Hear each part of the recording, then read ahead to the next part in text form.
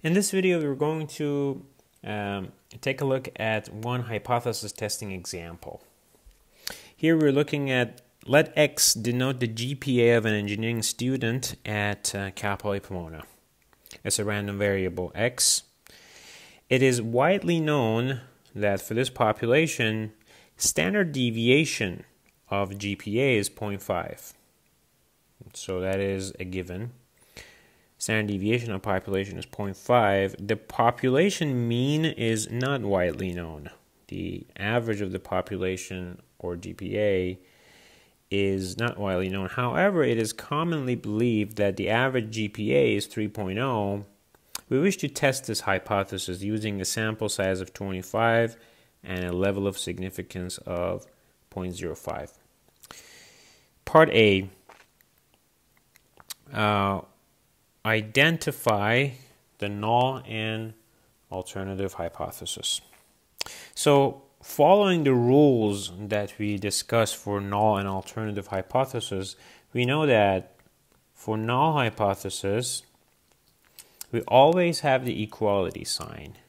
Basically, and because we are hypothesizing on average GPA, the parameter is mu that we are hypothesizing on. Mu is equal to 3.0 is our null hypothesis. The alternative hypothesis is what we want to see if it's true or not. So we wish to test this hypothesis using a sample size. So what we're going to test for the alternative hypothesis is mu is not equal to 3.0. So we want to test whether it's equal to 3.0 or not. We're not interested in whether it's more than or less than 3.0. Just we want to know if it's equal to 3.0 or not equal to 3.0. So the equality sign always goes to the null hypothesis, and inequality goes to alternative hypothesis. Part B says list any required assumptions. The most important assumptions here is that, especially that the sample size is less than 30, or rule of thumb, you would have to assume that GPA of students, or this population, follows a normal distribution. So the assumption for part B, the first assumption is GPA follows normal probability distribution. Basically means that if we take a look at the GPA of all students in the college, it follows a normal distribution. And the second assumption here is part of the givens, right? And that is regarding the standard deviation of this population. Population standard deviation, or sigma, is known. Basically, we know that sigma is equal to 0.5. So these are the assumptions that we have to have in place to be able to do the hypothesis testing that we discussed in this module. Identify the test stat and critical region. To identify the test stats, I want to go back a few slides back. Here, this is the test stat that we need to calculate, right? Z-score. X bar, sample average, minus our hypothesized value, in this case is 3.0, divided by sigma, which is 0.5, square root of n, which is 25. We have all these information except the X bar. We don't know the sample average. But in this example, in part D, it gives us the sample average. Suppose 25 students are sampled and the sample average is 3.18. So essentially, this is the X bar that we want, and this is the N. state and interpret the conclusion of this test. So what we want to do here is to calculate the test stat, find the critical region, and make a decision here. So let's do that. Part C, the test statistic is the z-score, and that is x bar minus mu naught over sigma divided by square root of n, based on what's given in part D. So let me actually just say part D and C together. X bar is 3.18. Mu naught is what we hypothesized. What we hypothesized is this, 3.0. That is mu naught in the formula. Minus 3.0 divided by 0.5 square root of 25.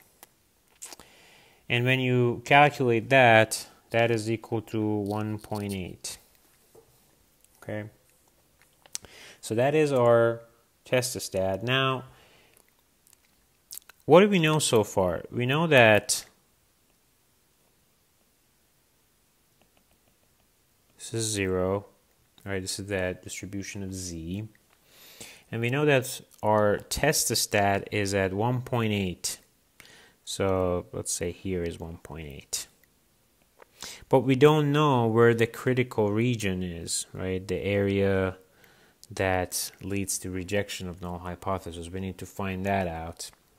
So looking at the problem, one of the givens is that level of significance is 0.05. Well, that means alpha is 0.05. Well, if alpha is 0.05, right, that means these two areas are alpha over 2, 0.025, 0.025, and these numbers are z of alpha over 2, or essentially 0.025, that you can read from the table here. We already did before. It is negative 1.96 and positive 1.96, right? So we go back here, 1.96, negative z of 0.025 is negative 1.96. Basically, critical region is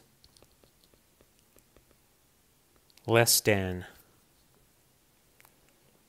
negative z of 0.025 and more than z of 0.025, which is 1.96. So what we just find out is that these two are 1.96 and negative 1.96. So what is the conclusion of the test? Well, what we see is our z-score, our test stat is here in the acceptance region. We're not in the rejection region. So the conclusion is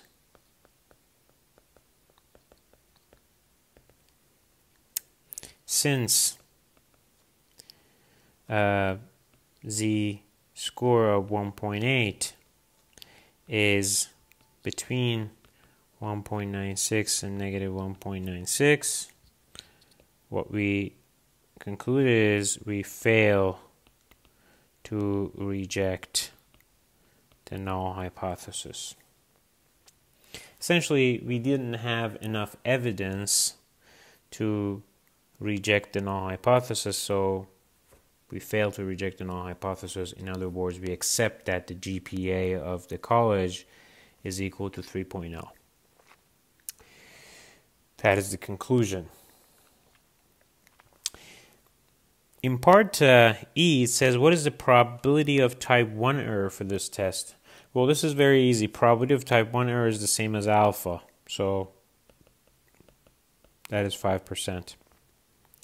How would the results change if we had used alpha of 0.1? Well, what would happen if alpha was 0.1? If alpha was 0.1,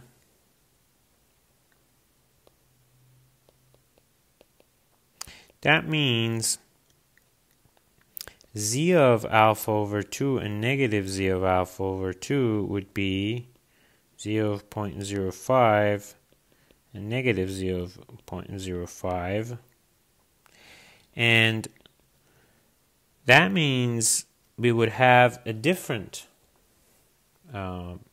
critical region. So you would have to read these values, and if you go to the table and you look for 0.05,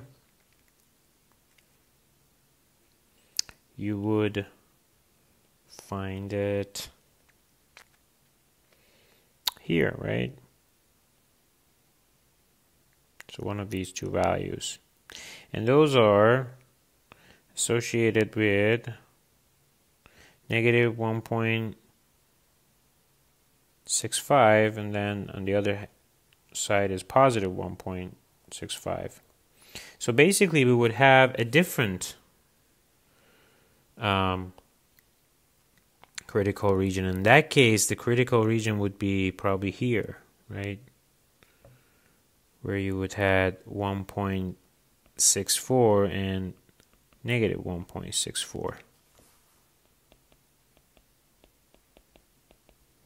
Well, in that case, our testistat, which is 1.8, would fall in the rejection area. Well, my drawing is not really good because this is supposed to be symmetrical. These two lines should be, the same distance from 0. But you get the point that in that case, since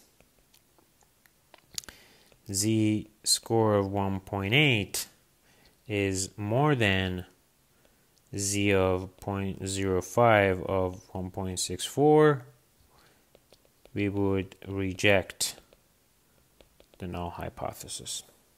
So here you essentially see the impact of alpha. The choice of alpha can change the conclusion. So we were not, the data that we collected was not very conclusive on rejecting or accepting the null hypothesis. With a little difference in the choice of alpha, our decision flips. So that is probably, that's an indication that we need to collect more data. We need to increase the sample size and do this test with more confidence. We'll look at another example in the next video.